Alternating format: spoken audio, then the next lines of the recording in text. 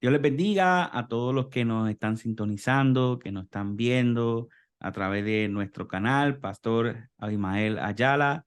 Así que le damos la bienvenida nuevamente porque hacía tiempo que no teníamos por aquí al Pastor Negrón, ¿verdad? Y tenemos con nosotros un invitado que es nuevo para nuestro canal, pero también, ¿verdad? Él tiene su canal de YouTube. Ya estaremos dando la oportunidad para que se presenten. Hoy tenemos un tema que yo digo que es para la biblioteca de nuestro canal. Vamos a estar hablando acerca del Antiguo Testamento.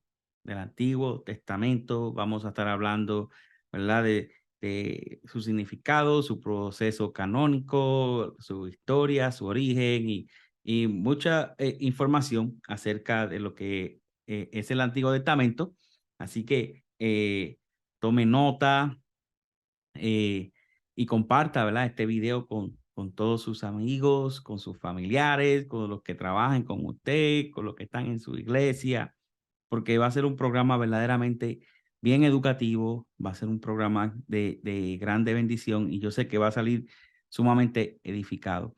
Así que está con nosotros, como dije anteriormente, el reverendo Reinaldo Negrón, así, pastor, para que usted nos salude. Dios les bendiga a todos. Primeramente quiero agradecer al Señor esta oportunidad y también a mi compañero Abimael. Y esperamos, ¿verdad?, que lo que podamos compartir junto a nuestro hermano Gil pueda ser de grande edificación para todos aquellos que han tenido a bien conectarse con nosotros. Les saludamos, ¿verdad?, muy afectuosamente. Para los que no me conocen, por la gracia del Señor, soy pastor de la Iglesia Pentecostal Movimiento Internacional en la ciudad de Elizabeth, mejor conocida como la Iglesia El Buen Pastor. Así que también a los hermanos de la iglesia, si van a ver este video, pues también le damos un cariñoso saludo, y todos los pastores y amigos que más adelante van a ver este video. Una vez más, gracias, y esperamos, ¿verdad?, que el Señor nos ayude y nos dirija en este importante tema. Amén. Y si usted quiere gozarse de las predicaciones, los sermones, ¿verdad? Y el servicio de la iglesia MI del Buen Pastor, lo puede localizar por YouTube, ¿verdad? Por el mismo nombre, ¿cierto, pastor? Por el Buen Sí, Pastor. Iglesia El Usted, Buen Pastor. Iglesia el Buen Pastor. Y ahí suscríbase, ¿verdad? Para que usted pueda también gozarse del contenido de ese canal. También está con nosotros el hermano Gil Rivera, es líder de nuestra congregación, ¿verdad? Pero también él maneja un canal, Miremos el Texto, ¿verdad? Y tiene un contenido también, unos contenidos tremendos, unos estudios bíblicos de gran edificación. Así que cuéntanos un poco de ti, Gil, que, ¿verdad? Te damos la bienvenida, que es la primera vez que estás aquí. Tú me has invitado a tu canal, ¿verdad? Y es la primera vez que tú estás en nuestro canal y te damos la bienvenida. Así que háblanos un poco, ¿verdad? De ti para los que no te conocen. Amén. Dios les bendiga a todos. Primeramente le doy gracias, ¿verdad?, por la oportunidad que me da de poder estar compartiendo hoy, ustedes compartiendo este espacio. Pues se los agradezco. Para los que no me conocen, como bien dijo el pastor Abimael, mi nombre es Gil Rivera. Soy parte de la congregación la cual él pastorea.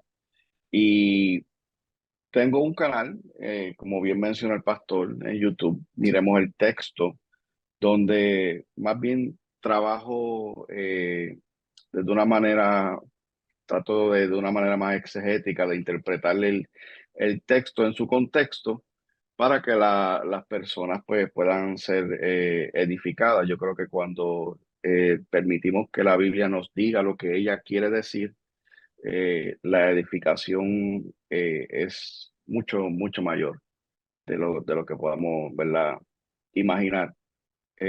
También actualmente soy estudiante, estoy estudiando en la Universidad Teológica del Caribe. Tengo 2 años estudiando. y estoy cursando en el curso de interpretación bíblica. Pero eso no significa, ¿verdad?, que no lo sepamos todos. Somos eternos estudiantes y sobre todo, pues, soy una persona a la cual Dios, por la misericordia y soberanía, le permitió ver la cruz de Cristo y ser regenerado por su misericordia. Amén, amén. Y gracias por aceptar la invitación cada vez que, Reverendo Reinaldo Negrón también, cada vez que podemos, ¿verdad? Hacer un proyecto, cuando son temas que requieren mucha información, es uno de los recursos que siempre, que siempre llamo, ¿verdad? Y así que hay muchos programas. Así que vaya, ¿verdad? Tenemos varios episodios donde él ha estado presente. Eh, tenemos un programa que hablamos del Nuevo Testamento y su confiabilidad.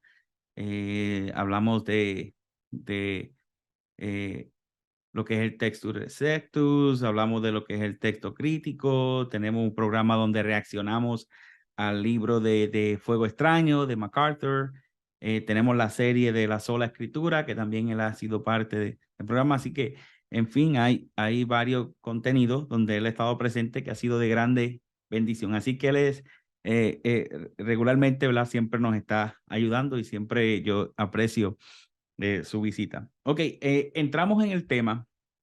Eh, como dije al principio, vamos a estar hablando de lo que es el Antiguo Testamento. Quizás muchas personas escuchan y dicen, el Antiguo Testamento, ¿qué tengo que aprender del Antiguo Testamento? Es un pensamiento que ha pasado en la mente de muchos, incluyendo a mí, que quizás me encuentro con un contenido, dice Antiguo Testamento, ¿y qué voy a aprender del Antiguo Testamento? Y no es hasta que comenzamos a estudiar, nos damos cuenta que hay mucho que aprender, ¿verdad?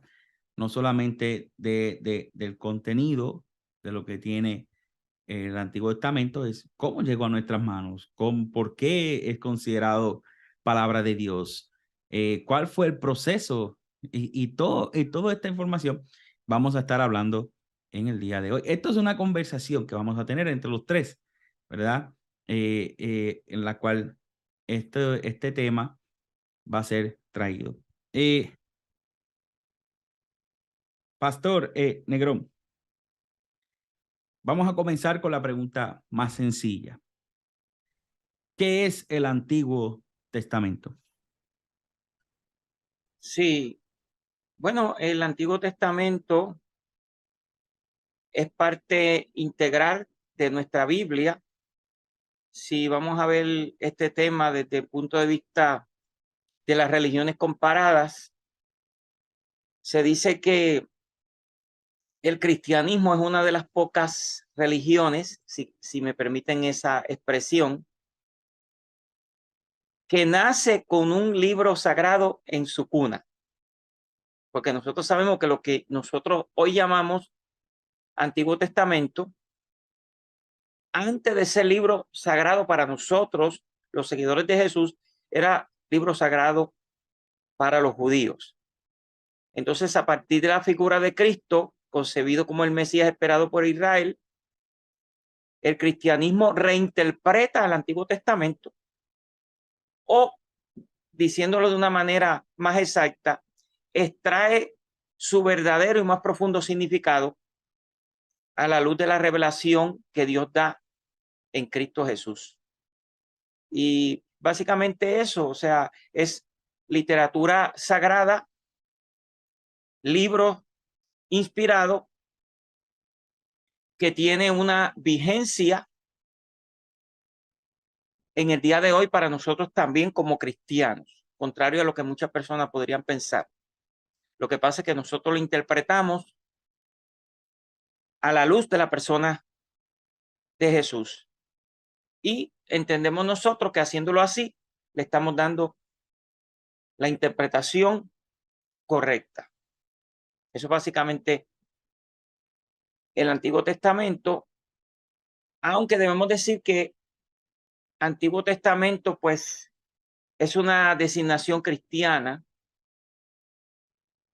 para esos libros, porque sabemos que para los judíos no es Antiguo Testamento, porque decir Antiguo Testamento presupone que se ha aceptado el nuevo pacto en la sangre de Cristo, y como ellos no aceptaron a Cristo como el Mesías, o que Cristo inauguró un nuevo pacto, pues para ellos es sencillamente escritura, o para utilizar una palabra un poquito más judía, el Tanakh.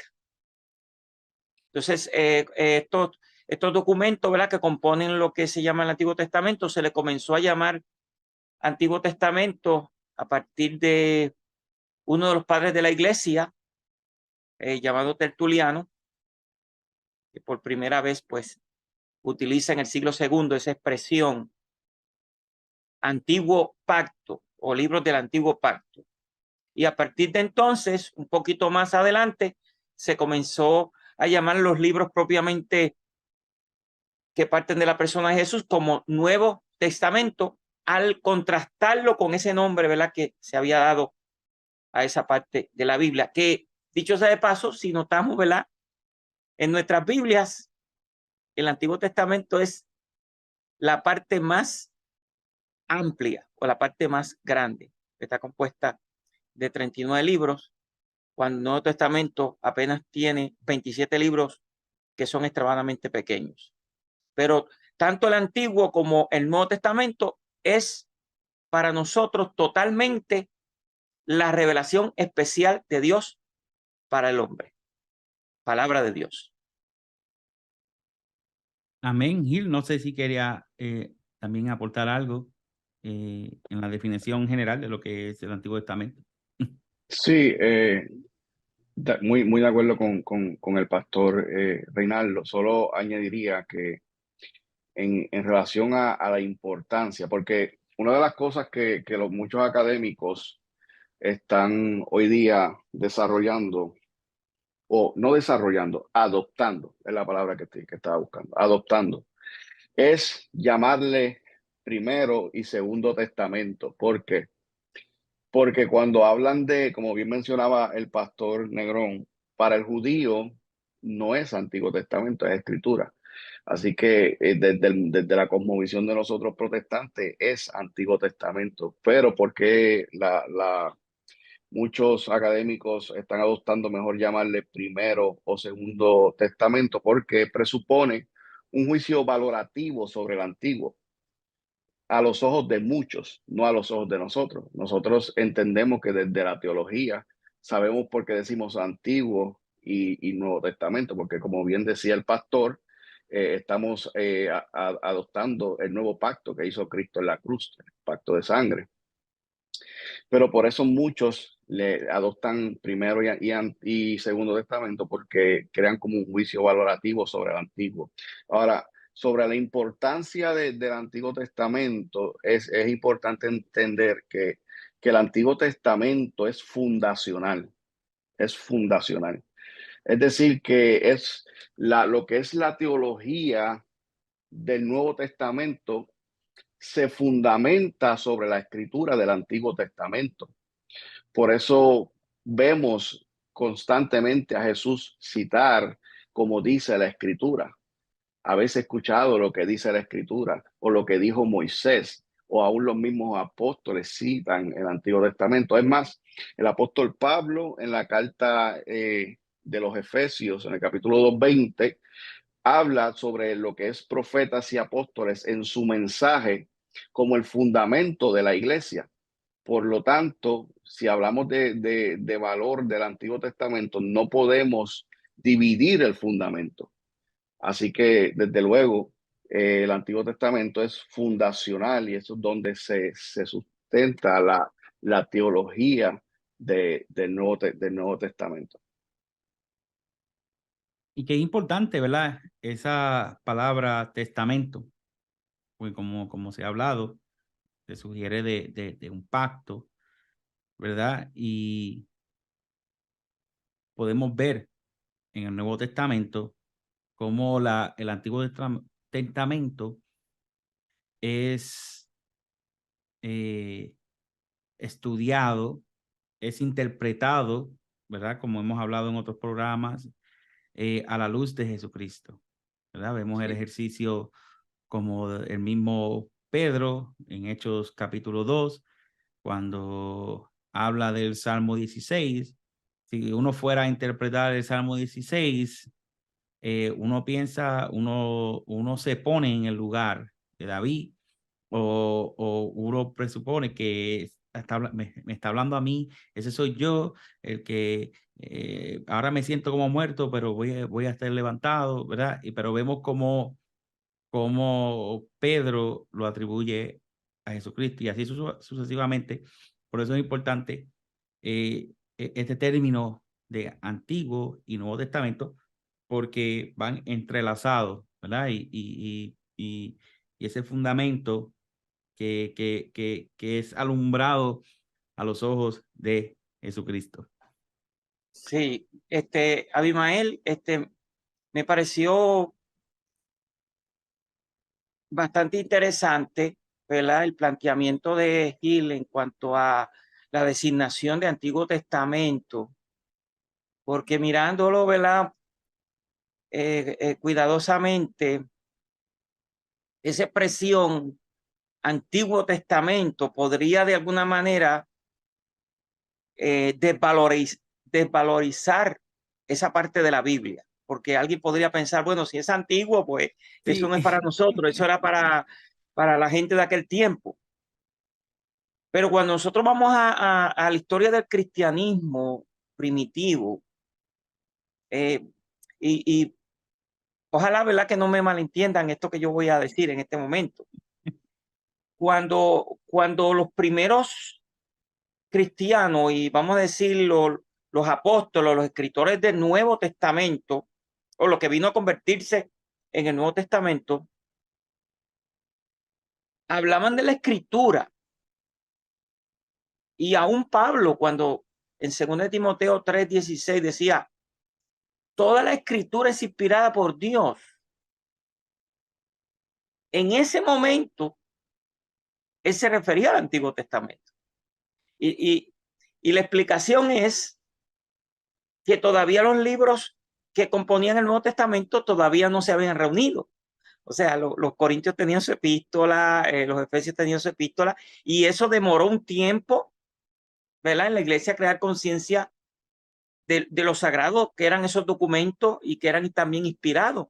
Y se llegaron a reunir ya, diría yo, entrando el siglo segundo, aunque ya había una valorización, ¿verdad?, individual de los documentos que se reflejan en los primeros escritores cristianos, pero sí ya como grupo, como conjunto, ya tomó un tiempo.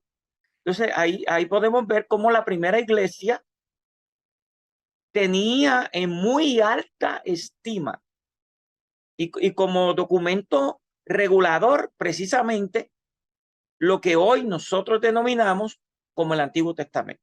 Y sigue teniendo vigencia, que eso es algo que hay que recalcar, porque hay muchos, ¿verdad?, predicadores y maestros de la palabra, y yo muy famosos, que hoy en día de alguna manera le están diciendo a la gente que ya no hay que estar allí en el Antiguo Testamento, como que el Antiguo Testamento no tiene una importancia, ¿verdad?, para la iglesia del Señor, aparte de descubrir las profecías para los judíos, que no hay gran importancia para los cristianos, cuando realmente no es así. Es una parte muy importante de lo que nosotros consideramos como Sagrada Escritura, palabra de Dios. Amén, amén. Sí, No, dale, Gil. perdón. Sí, algo importante, ¿verdad? Dentro de esto mismo, de la importancia del Antiguo Testamento, comprender que nosotros hoy día, los que tenemos la escritura, esos 66 libros, comprendemos que los 66 libros son palabra de Dios. Entonces, darle más valor a uno que al otro, es decir, como que estas palabras de Dios no tienen tanto valor como estas, ¿verdad? Entonces, como bien decía el pastor Pablo, cuando le escribe a Timoteo, le habla, ¿verdad? Mantente en lo que has aprendido, y luego habla del teonuptos, que es la inspiración, y habla de las escrituras, y está hablando del Antiguo Testamento, pero también utiliza el término grafé, que son libros, y que hoy, en su comprensión de la totalidad, podemos hacer una hermenéutica y decir que la revelación de Dios, porque entender que el Antiguo Testamento fue el comienzo de ese Dios que se fue mostrando, ¿verdad? Que se fue mostrando en un desarrollo por visiones, por sueños, comunicación directa, que interesantemente le dice a Moisés: Moisés, ahora redacta, porque yo quiero que sirva de memoria, ¿no? Y podemos entender entonces que la revelación de Dios, la revelación especial, ha sido dada libro por libro, y que hoy nosotros la comprendemos, que culmina naturalmente en el Nuevo Testamento, pero que comienza en el Antiguo. Entonces no podemos dividir desvalorizar el Antiguo Testamento, porque estaríamos dejando parte de la revelación de Dios fuera. Y si vamos a hablar por ejemplo, de lo que son los atributos de Dios, por ejemplo, en su mayoría, aunque lo vamos a ver en la Biblia, pero los salmos están repletos de los atributos de Dios. La historia misma está repleta de la historia perdón, de los atributos de Dios. Entonces, ¿verdad? Hacer, como bien dijo como bien dicen los pastores, hacer hincapié de que es importante el Antiguo Testamento en nuestros días. Sí, y un detalle vital. Por ejemplo, Romanos capítulo 9 es es un capítulo bien revelador, ¿verdad? Porque a veces está la percepción de que el Antiguo Testamento solamente está hablando de los judíos, tiene que ver con el pueblo de Israel solamente, no hay nada que tenga que ver con la iglesia en general. Pero sin embargo, cuando vamos al capítulo 9, versículo 16, si la mente no me falla, de Romano, Pablo hace una expresión que es vital, para que dice: y no solamente a los judíos, sino también a los gentiles, ¿verdad? Cuando hace un listado, parece que, ¿verdad? Hablando de la soberanía de Dios, da bien claro que el Antiguo Testamento no es solamente para que el pueblo judío sea el que lo lea, sino que las promesas es para la iglesia en general, ¿verdad? Desde antes de la fundación del mundo, si lo fuéramos a decir así, ¿verdad? Y por eso es que el Antiguo Testamento es importante para nosotros estudiarlo, darle la importancia y entender la vigencia que tiene hoy en día. Sí, Abimael, ya que trae ese punto, a veces es un poquito preocupante la visión teológica que se sostiene en muchas iglesias. Y en una ocasión yo estaba en una clase, ¿verdad? De Biblia, donde uno de los participantes decía que tenemos que distinguir, ¿verdad? Cuando leemos, ¿verdad? Especialmente el Antiguo Testamento, lo que Dios le habla a los judíos y lo que Dios le habla a la iglesia, y que hay que establecer cierta distinción. Entonces, yo creo, hermano, que ese planteamiento, o sea, presentado en esa manera, es un poquito peligroso. Le voy a decir por qué. Porque si venimos si venimos a verlo en esa forma, entonces nada de lo que fue escrito ahí fue escrito para nosotros. Ajá. Fue escrito para los judíos, porque era libro sagrado primero para los judíos, fue adoptado posteriormente por los cristianos. O sea, y el punto es este. El punto es, y esta era la manera en que los escritores del Nuevo Testamento, los primeros cristianos lo vieron. Siempre hay una manera cristiana de ver esos textos.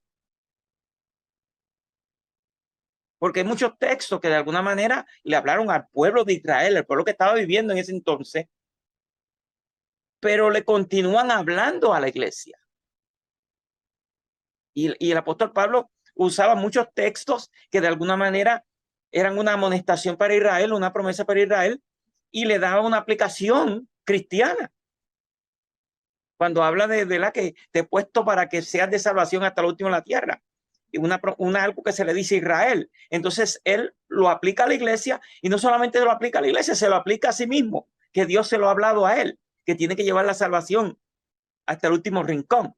Entonces siempre hay una manera cristiana de ver esos textos. Ahora, lo que yo siempre le digo a las personas es, y especialmente yo le digo a las personas nuevas,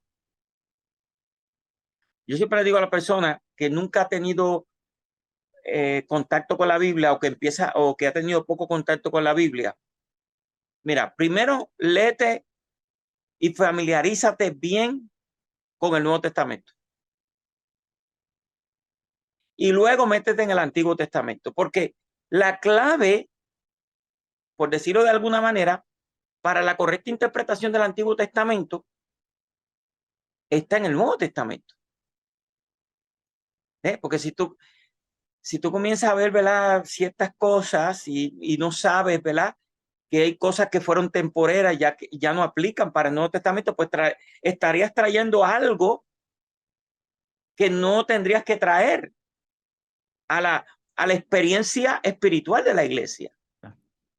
Cuando hay muchas cosas que definitivamente dentro del plan de Dios tuvieron un carácter temporero, podríamos mencionar muchas.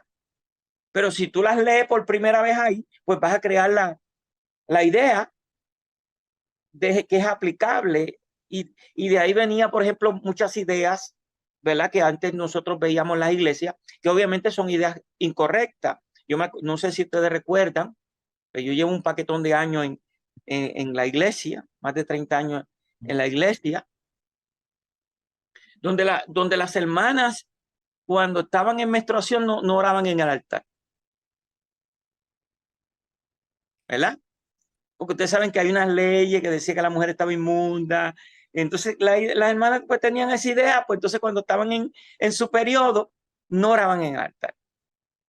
¿Ves? Entonces eso es por decirle así un ejemplo, y que yo sé que quizás va a ser le vaya a llamar la atención a mucha gente ese ejemplo, ¿verdad? Pero por lo quizás extraño del ejemplo, pero es real lo que le estoy diciendo. Entonces eso es un ejemplo de cómo muchas personas hoy, lamentablemente, ¿verdad?, están leyendo el Antiguo Testamento no con ojos cristianos, sino con ojos judíos. Y eso ha traído una deformación a la doctrina cristiana. Terrible. Entonces tenemos que comenzar a, ¿verdad?, a ajustarnos verdaderamente a lo que la palabra de Dios dice. Porque mucha de esta teología, y tendríamos que ir a hacer una investigación histórica, pero yo sé que mucha de esta teología surgió cuando los cristianos crearon una fascinación por las creencias y prácticas judías, y comenzaron a estudiar las creencias y prácticas judías. Entonces comenzaron a traerlas a la iglesia. Yep. Y eso, pues, hasta el día de hoy, ¿verdad?, le ha impedido a muchos cristianos entender correctamente los textos. Porque antes se decía, y yo mismo escuché eso, y yo lo creí por un tiempo. Voy a confesarme, estamos aquí. Yo lo creí, que si uno quería saber sobre algo del Antiguo Testamento, que tenía que verificar o investigar lo que los sabios de Israel decían al respecto. Entonces yo escuché eso, y entonces me pareció muy interesante, y comencé a estudiar el Talmud, y comencé a estudiar la Midrash, y comencé la Gemara y todas cuestiones, que si el Talmud babilónico, que si el Talmud de Jerusalén, y todas esas ideas. Entonces, eso, hermano, lo refuta nada menos y nada más que uno de los más grandes exponentes de la iglesia primitiva, el apóstol Pablo. Cuando habla de lo que Cristo hizo y de la sabiduría que Cristo inauguró. Dice, sabiduría que los príncipes de este mundo no conocieron, incluyendo las autoridades religiosas del judaísmo, combinado con los gentiles. Y dice, porque si la hubieran conocido, no hubieran crucificado al Señor de gloria. En otras palabras, Pablo decía, mira, los judíos no entendieron el Antiguo Testamento. Ah, ¿cómo así? No lo entendieron. Entonces Pablo coloca a Moisés como tipo de la ley. Y dice que cuando Moisés descendió del monte, su rostro resplandecía. Pero para que los hijos de Israel no fijaran su mirada en la gloria de Dios que se reflejaba en su rostro, él se puso un velo. Entonces, ¿qué es lo que dice Pablo?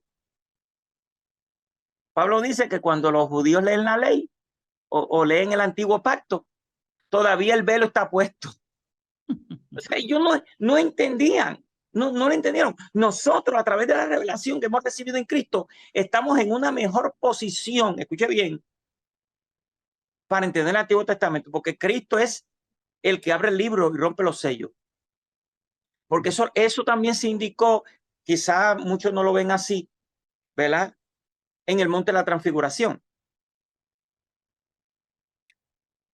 Porque el canon hebreo estaba, los libros del Antiguo Testamento estaban organizados de otra manera, no en la forma en que está en nuestra Biblia, que vino, ¿verdad?, a través de la Septuaginta y de la Vulgata latina, sino que estaban la ley y los profetas. O sea, muchas veces cuando alguien quería hablar del Antiguo Testamento, ¿qué era lo que decía?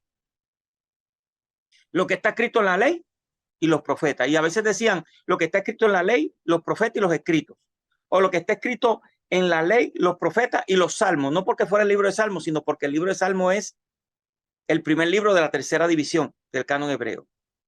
Sí. Entonces, ¿qué fue lo que vio los que subieron con Jesús al monte de la transfiguración? A Moisés y Elías. Moisés representando la ley y Elías los profetas. Y después una voz que decía, a él oíd. O sea, y ahí se está diciendo, mira, este que está aquí, él es el que le va a abrir el libro, es el que le va a mostrar a ustedes el correcto y verdadero significado. Claro, eso solamente lo podemos ver si entendemos que el Antiguo Testamento estaba dividido así. Lo mismo pasa en la historia de Rico y Lázaro. Cuando le dice, a Moisés tiene y los profetas, nosotros podríamos pensar que eso ocurrió en el tiempo de Moisés y los profetas, pero otra forma de interpretarlo es que Padre Abraham le dijo, allí está la escritura. Yeah. Allí está la escritura. Y si no creen a la escritura, tampoco se persuadirán, aunque venga uno entre los muertos. Y así mismo ocurrió, porque vino uno entre los muertos, Cristo Jesús, y tampoco creyeron. Pastor, voy a poner la imagen, ya que usted entró en el tema de las divisiones, para que los que nos están viendo puedan tener ese visual, para que de una vez aprovechemos y podemos hablar de la diferencia de lo que nosotros tenemos hoy en la Biblia hoy en día, más la diferencia de la Biblia hebrea. Voy a compartir aquí la imagen.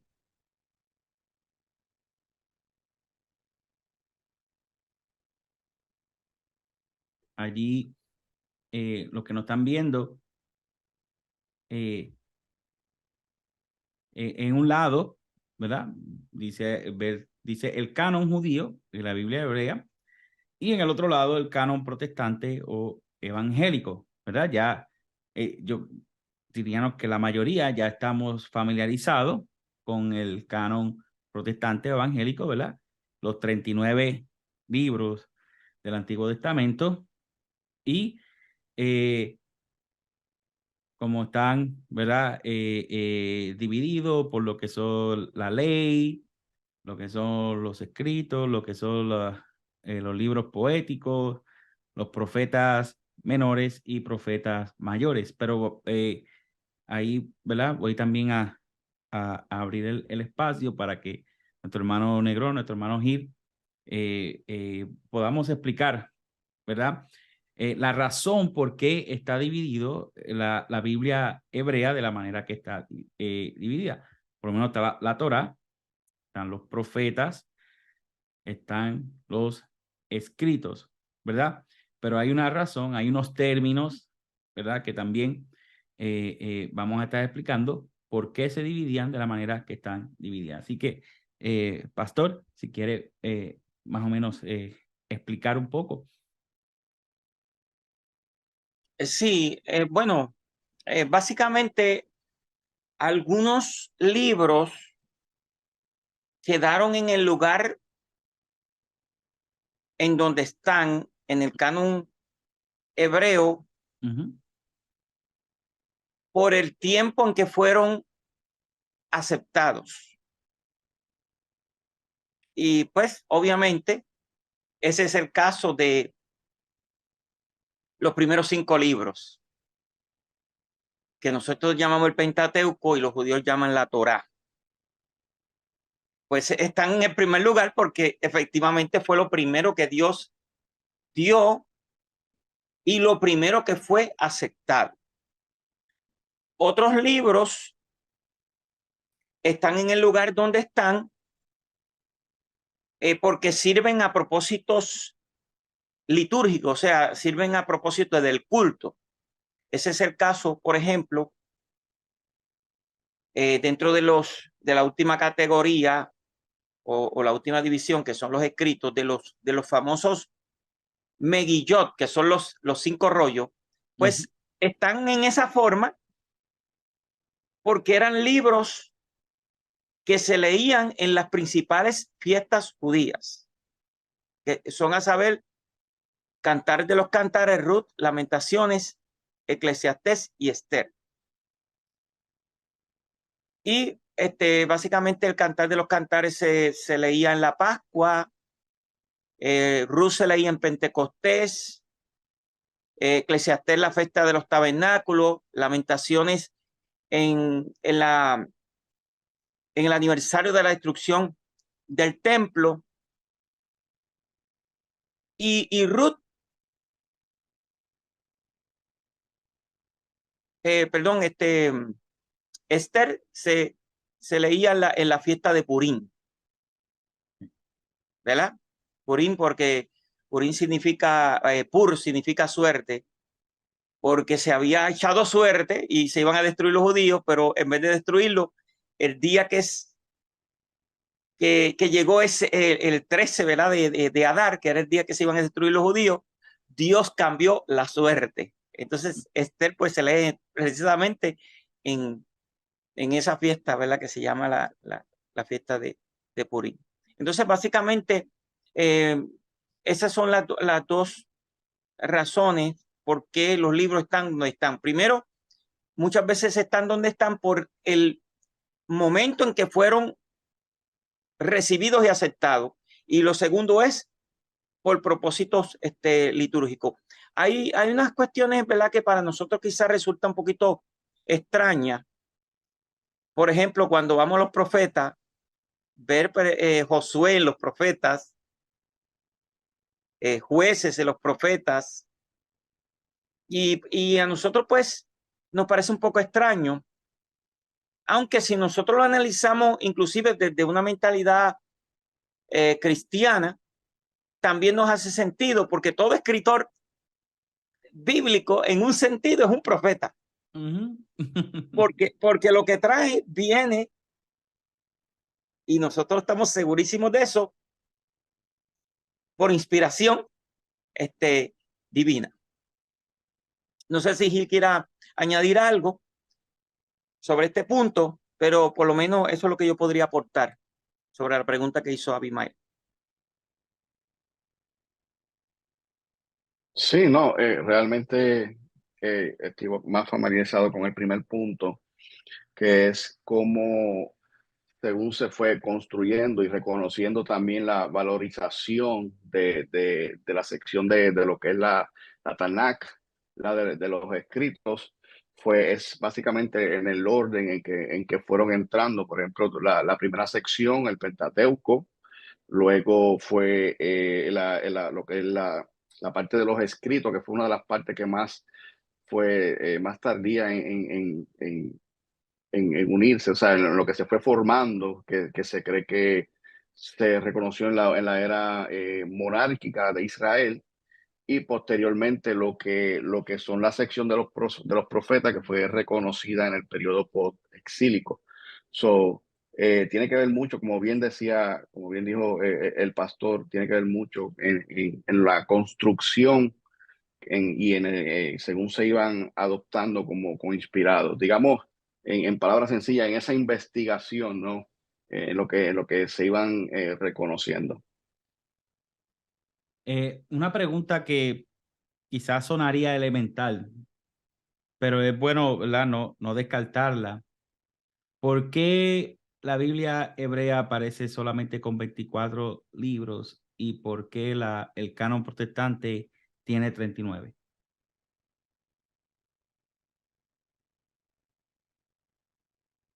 Sí, básicamente son los mismos 39, de hecho, que tenemos nosotros en el Antiguo Testamento. Lo que pasa es que ellos lo organizan de otra manera. ¿Ves? Por ejemplo, nosotros tenemos eso de 1 Samuel, 2 Samuel, ellos solamente tienen Samuel.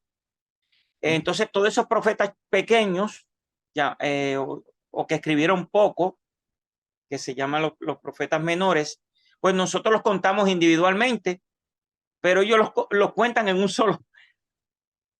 en una sola sección. O sea, los cuentan como uno y le llaman los 12. Pues si usted mira los profetas, ¿verdad? Los profetas están divididos en profetas anteriores y profetas posteriores. Los profetas anteriores, Josué, Jueces, Samuel y Reyes. Y los profetas posteriores, Isaías, Jeremías, Ezequiel, y después todos esos pequeños dice los 12. Imagínense. Entonces, son exactamente los mismos 39 que nosotros tenemos en nuestro canon, digamos, evangélico, protestante, pero organizado de otra manera. Inclusive los judíos lo condensan aún más, porque ponen a Lamentaciones con Jeremías, y así, por ejemplo, Ruth con Jueces. Entonces le da a ellos a 22, porque 22 saben que a los judíos les gusta mucho jugar con los números. con los números. Entonces, como 22 son las letras del alfabeto hebreo, pues entonces, por lo general se dice que son 22. Sí, por eso que proyectando, ¿verdad? La imagen que tenemos aquí en pantalla, que vemos la división de la Biblia hebrea, vemos, ¿verdad? La Torá, la ley, los profetas y los escritos. Hace mucho sentido cuando, por ejemplo, ¿verdad? Este famoso texto que se usa para darle fuerza a un reconocimiento del canon hebreo en el tiempo de Jesús.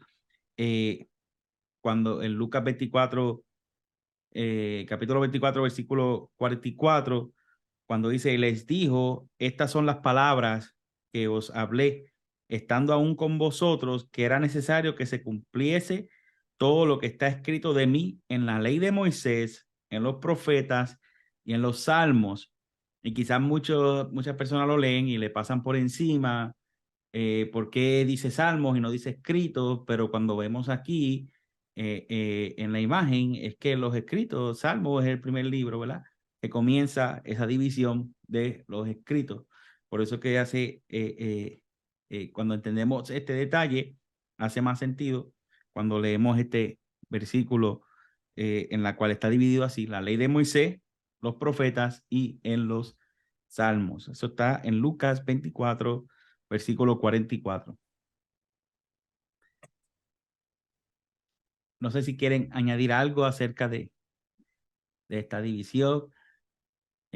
Sí, básicamente hay unas preguntas, hay unas preguntas y no solamente preguntas, es un gran debate que hay, ¿verdad? Hoy en día. porque ustedes saben, ¿verdad?, que el Antiguo Testamento que está en las Biblias católicas tiene 7 libros más, 73. ¿verdad? Entonces vendría siendo 46 el Antiguo Testamento, 27 el Nuevo, como nosotros los evangélicos, para un total de 73 libros. Entonces el debate es un debate bastante fuerte, ¿verdad? Porque los católicos acusan a los protestantes de que le hemos quitado 7 libros a la Biblia. Y los católicos acusan los protestantes acusan a los católicos de que le han añadido 7 libros. Entonces es un debate, ¿verdad?, que quizás nosotros, ¿verdad?, porque si somos evangélicos, pues nosotros no nos planteamos si lo que nosotros decimos tiene validez o no. Sencillamente somos evangélicos, pues la Biblia nuestra tiene 7 libros menos. Sí. Pero lo mismo le pasa a los católicos. O sea, el que nace católico o siempre ha sido católico, pues nunca se ha planteado el punto, sino que dicen, bueno, los evangélicos le han quitado 7 libros. Entonces, dicho sea de paso, nosotros estamos básicamente siguiendo el canon hebreo. Ese sería el primer punto. Entonces, como yo le había dicho a ustedes, el Antiguo Testamento, que los judíos no llaman Antiguo Testamento, repito nuevamente, antes de ser libro sagrado de los cristianos o una parte integral de nuestro libro sagrado, que es la Biblia, era libro sagrado para los judíos. Entonces, de alguna manera, yo lo que puedo ver en el Nuevo Testamento es que Dios, uno de los privilegios o derechos que le dio el pueblo de Israel es decirnos a nosotros que es palabra de Dios. Y eso lo plantea Pablo, cuando Pablo en el capítulo 3 de Romanos, versículo 1 y 2, hace una pregunta retórica. Y la pregunta que hace Pablo es, ¿qué ventaja tiene ser judío? Entonces dice, bueno, a ellos les fue confiada la palabra de Dios. ¿A quiénes le fue confiada? Judío. Entonces, claro, nosotros recibimos, ¿verdad?, esa parte de la Biblia tal y como nos la entregaron los judíos. Cuando los judíos definen su canon, no aceptan esos 7 libros adicionales que nosotros llamamos apócrifos y que los católicos les llaman deuterocanónicos. Ahora, yo creo que una vez Abimael, no sé si recuerdas, discutimos este punto en privado. No sé si, bueno, yo no sé si Gil estaba el día que lo discutimos. Porque una cosa importante sería si se puede probar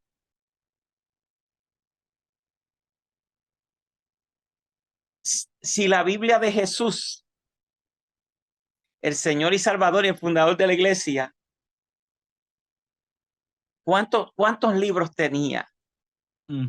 Porque si se logra probar, escuche bien lo que le voy a decir, que Jesús seguía el canon hebreo y que la Biblia de Jesús tiene exactamente los mismos libros que tiene el canon hebreo y que tiene el Antiguo Testamento protestante, pues mire, yo creo que no hay más nada con el testigo. Eso sería algo demoledor. Crucial. Demoledor. Y yo creo que hay manera de saberlo. Hay manera de saberlo. Y eso no es que lo estoy trayendo yo como algo original mío, sino que es una observación que ya han hecho los estudiosos de la Biblia. Por ejemplo, si te va a Lucas 11:51, donde el Señor dice que se iba a demandar toda la sangre de los justos que se ha derramado a esta generación. Le está hablando a los judíos, ¿verdad? A los líderes del judaísmo. Entonces dice, desde la sangre de Caín hasta la sangre de Zacarías, que fue asesinado entre el patio y el altar del templo. Entonces, ese Zacarías, dicen los que saben, ¿verdad? Los estudiosos, que se refiere al Zacarías, hijo de el sumo sacerdote Joiada, que aparece allá en segunda de Crónicas, capítulo 24, del verso 20 al 22, que fue asesinado por el rey Joás, obviamente porque no le gustó el mensaje. Ahora, ¿usted sabe qué es lo extraño de esa expresión? Que Zacarías no fue el último profeta martirizado, porque 200 años después de que fue asesinado Zacarías, hijo de Joiada, hubo un profeta llamado Urías. Eso está registrado en Jeremías, ¿verdad? En Jeremías 26, del 20 al 23, que habló las palabras del profeta Jeremías y no le agradó a Joacín y fue asesinado. Ahora, la pregunta es, si se equivocó Jesús. Por supuesto que Jesús no se equivoca. Pero ¿por qué Jesús me dice que Zacarías fue el último profeta? Claro, porque Jesús mira su Biblia y mira el primer libro de la Biblia, que es Génesis, y encuentra a Caín asesinado. Y mira el último libro que tenía en su Biblia, que era Zacarías, que era Crónicas, y ve la muerte de Zacarías. O sea, desde un punto de vista canónico o desde el punto de vista del canon hebreo, Zacarías fue el último profeta, porque su muerte queda registrada en el último libro que aparece en la Biblia hebrea. No sé si entendieron el argumento. Sí. Y es bien importante que lo entendamos todo y para que la audiencia también lo entienda. O sea, esto es partiendo de la forma en que están organizados los libros en el canon hebreo, porque si vamos, esto yo le he tratado de explicar en algunas iglesias y le pregunto, desde el punto de vista del canon hebreo, ¿cuál es el primer libro de la Biblia? Todo el mundo me dice Génesis. Cuando le digo cuál es el último, me dicen Apocalipsis. Y yo digo, no he captado el punto. El punto es que desde el punto de vista del canon hebreo, el último libro es Crónica. Yep. Crónica. Y yo creo que este es un argumento bien fuerte. Alguien podría decir, y lo escuché en un debate, y ese debate lo vio también Abimael. No sé si Gil lo vio. El debate sobre el canon que hubo en YouTube entre apologistas católicos y apologistas cristianos, evangélicos. Claro, no hay como una lista. Entonces yo podría pensar, ¿verdad? O sea, no se sabe exactamente cuáles eran los libros porque no hay una lista. Sin embargo, está la estructura. Sí. Está la estructura, y la estructura tripartita, que era la forma en que los judíos dividían el Antiguo Testamento, está una y otra vez reflejada en el Nuevo Testamento. Y eso para mí es bien importante, porque muchos dicen que el canon no se definió, el canon del Antiguo Testamento no se definió sino hasta el siglo segundo, y a mí me parece que el canon del Antiguo Testamento se definió muy temprano en el cristianismo, porque vemos vestigios de eso en el Nuevo Testamento. Inclusive antes de Cristo, si vamos a los libros deuterocanónicos, por ejemplo, al libro de Eclesiástico, que escribe un tal hijo de Sirac, que traduce el libro al griego, Sí. presenta a su padre, a su padre como conocedor de la ley, de los profetas y de los escritos. Pues alguien podría pensar que se refería a la ley, los profetas y otros escritos, ¿verdad?, religiosos de Israel. Pero a mí me parece que ahí está hablando, en una época tan temprana, antes de Cristo, de las tres divisiones precisamente del canon hebreo. No sé qué le parece a ustedes. Yo estoy completamente en acuerdo con usted, ¿verdad? Por eso que también yo leí la porción de Lucas, capítulo 24, versículo 44, cuando el mismo Jesús hace referencia, y no es casualidad.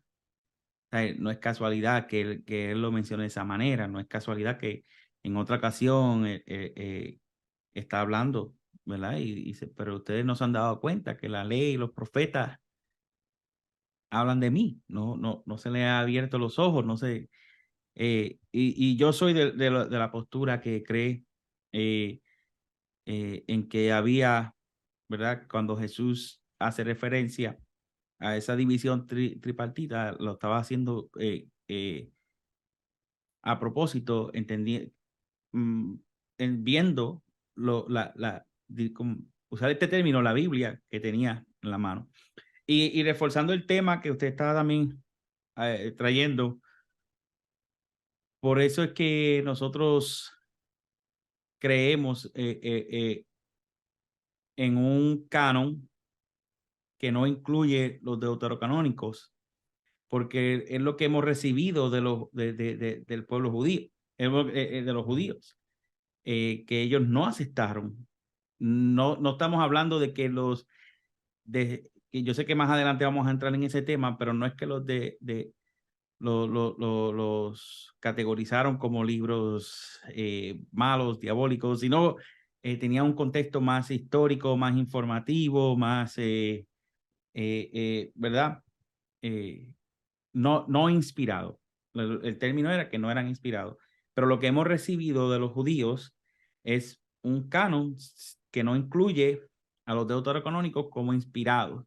Y podemos ver Jesús haciendo hincapié y hablando de esta estructura tripartita que le da fuerza a ese argumento. No sé si Gil quería aportar algo en este asunto. No, bueno, creo que, por ejemplo, algo que trajo el pastor de Sira cuando se traduce la obra en el 132, precisamente muchos autores como William Stanford, David Allen y otros que escriben sobre el canon, están de acuerdo en que cuando él cita lo que es la ley y los profetas, aunque no enumera libros, está hablando precisamente de lo que es el canon tripartito hebreo. Y claro, muchos utilizan lo que es el Baba Batra, que fue muy importante dentro del siglo I al siglo III, perdón, al siglo II. Y allí se sugiere que ya lo que es el canon tripartito estaba, y de hecho muchos eh, eruditos en base a esto llegan a la conclusión que el canon protestante, tanto el hebreo, es idéntico en el sentido de la información. Pues hemos visto que en el orden hay una diferencia que termina en Crónicas, ¿no? Con el exilio babilónico. Nosotros terminamos el libro con la anuncio de la llegada de que viene un Mesías, ¿no? Pero en el sentido de la canonización de las tres divisiones, se sugiere que ya estaba. Sí, sí, ahora mismo, no sé si Negrón me puede ayudar, o el mismo Gil, se me fue de la mente el historiador que hace mención, no libro por libro, pero habla de 22 libros, si la mente no me falla, que Flavio Josefo. Flavio Josefo. Flavio Josefo, el historiador judío Flavio Josefo. Eh, hay otro punto bien interesante y quiero, ¿verdad? Compartirlos con ustedes, porque si yo sé que no es una práctica común dentro de nuestro círculo, ni siquiera por curiosidad, leer los libros que llamamos apócrifos, que los católicos llaman deuterocanónicos. Pero yo creo que si nosotros damos una lectura a los libros apócrifos, nosotros vamos a descubrir muchas cosas bien interesantes, porque yo creo que en los mismos libros y en una honestidad de los autores de estos libros, ellos atestiguan en contra de ellos mismos. Sí. Porque si nosotros vamos, por ejemplo, podríamos darle muchos ejemplos, pero para darle uno que me parece a mí que es bastante contundente. Si usted va, por ejemplo, a Primera de Macabeo, en el capítulo 9 y versículo 27, dice que saben que había persecución de los judíos por un descendiente de Antíoco Epífanes, o sea, que vino a convertirse como un símbolo del anticristo. Entonces, el escritor que está narrando esos eventos históricos, obviamente son cosas que sucedieron, dice que en Israel no había habido una tribulación tan grande desde que dejaron de haber profetas. Entonces, para mí, ese comentario del escritor de Macabeo es muy importante, porque el escritor de Macabeo está diciendo, yo estoy escribiendo en un momento dado que ya no hay profetas, que es el tiempo que nosotros que acostumbramos llamar el túnel del silencio, ¿verdad? Esos los supuestos 400 años, ¿verdad? Entre Malaquías y Mateo. O sea, el mismo autor está diciendo, mira, yo estoy escribiendo en un momento dado que ya no hay profetas.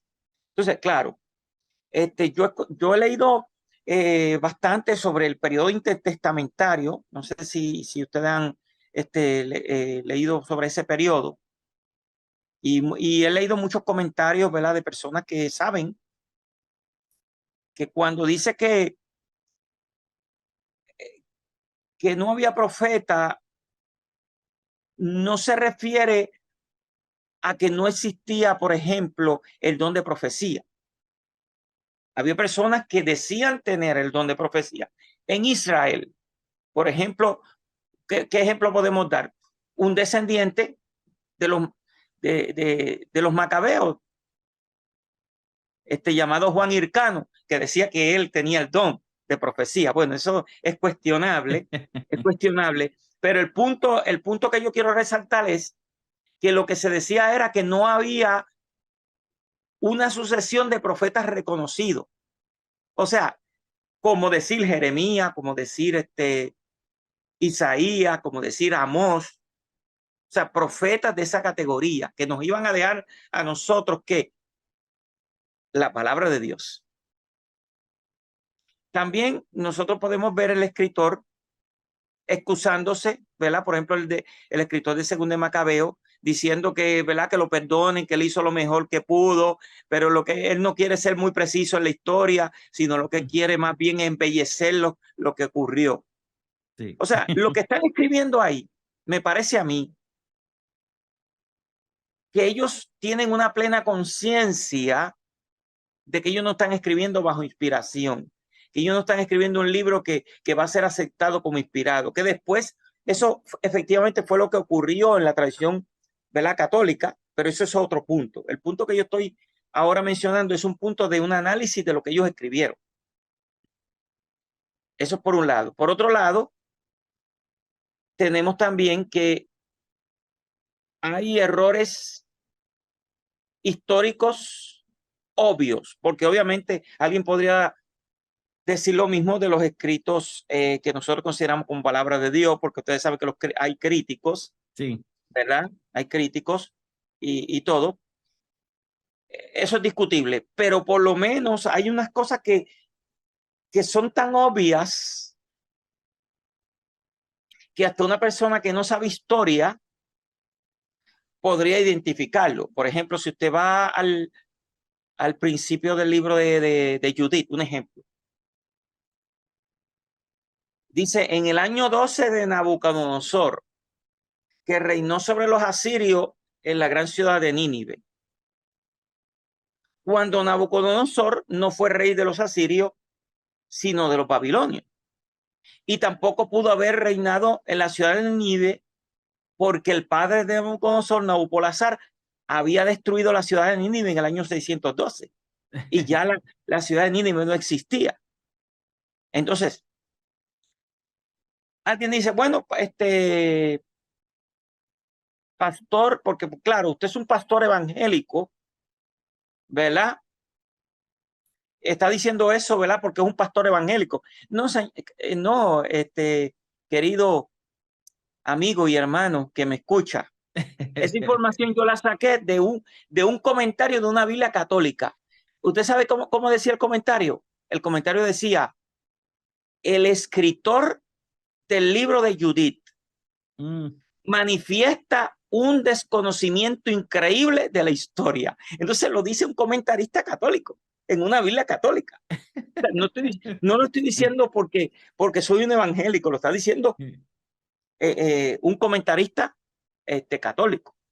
Yo sé que esto puede provocar algunas reacciones, no queremos entrar, ¿verdad?, en ninguna controversia. Sí. O que No, nos pero... dediquen algún video, no sé, Ismael, Salga famoso por ahí. o nos dedican a un video de respuesta. Pero yo creo que eso no se discute, o sea, el punto Sí, de que hay una cuestión obvia histórica que no está como es, eso es así.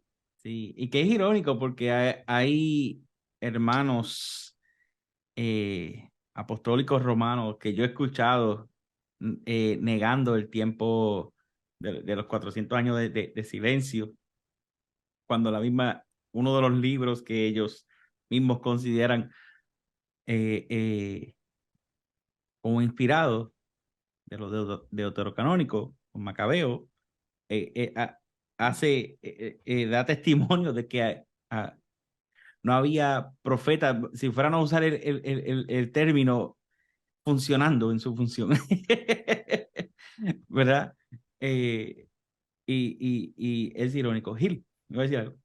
Sí, y es importante también recalcar que cuando hablamos de que estos libros no son inspirados, ¿verdad? Como bien mencionaron aquí los pastores, no lo decimos porque tomamos la postura protestante, ¿no?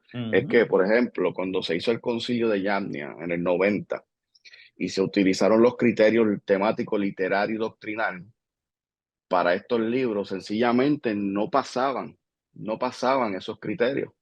Por lo tanto, fueron determinados como apócrifos, porque no pasaban esas reglas, esas medidas que se necesitan para reconocer que ese libro tiene autoridad o que es inspirado. Y otro punto importante es preguntarse quién de los apóstoles o Cristo mismo citó un libro apócrifo. Entonces, eso es un pequeño detalle que quería aportar. Sí. Sí. eh, Los y, y- primeros padres de la iglesia, o no todos, pero la mayoría de ellos, no creían que eran parte de la Biblia. Y podemos mencionar algunos, ¿verdad? No todos, vuelvo y digo, pero personajes muy destacados de la Ujú. iglesia primitiva estuvieron por esa línea, como Mellington de Sardis, Atanasio, Avanzo fue uno de ellos. Yeah. ¿entiendes? Y listas muy, muy antiguas. Por eso es que las personas, ¿verdad? Dentro después que ocurre el concilio de Trenton, que realmente el concilio de Trenton fue el concilio un concilio, entre comillas, ecuménico, Sí, ecuménico. ¿verdad? Que trató el tema del canon, porque la iglesia solamente había planteado eso en concilios, digamos, provinciales, regionales, pero en sí el concilio ecuménico que trató eso, pero claro, es un concilio que uno de los objetivos principales del concilio era hacerle frente a la reforma protestante. Y por eso se le llama un concilio de contrarreforma. Ellos reafirmaron, ¿verdad? La pertenencia, pero un poquito posterior a eso, hubieron muchas reacciones de teólogos importantes de la iglesia primitiva. Y hubo uno, ¿verdad? Que fue el que allá más o menos para el 1556, un teólogo de Siena, Italia, que fue el que planteó la diferencia o planteó el nombre ese de deuterocanónico. Entonces clasificó los libros de la Biblia como protocanónicos y deuterocanónicos. Entonces los protocanónicos fue libros que nunca hubo duda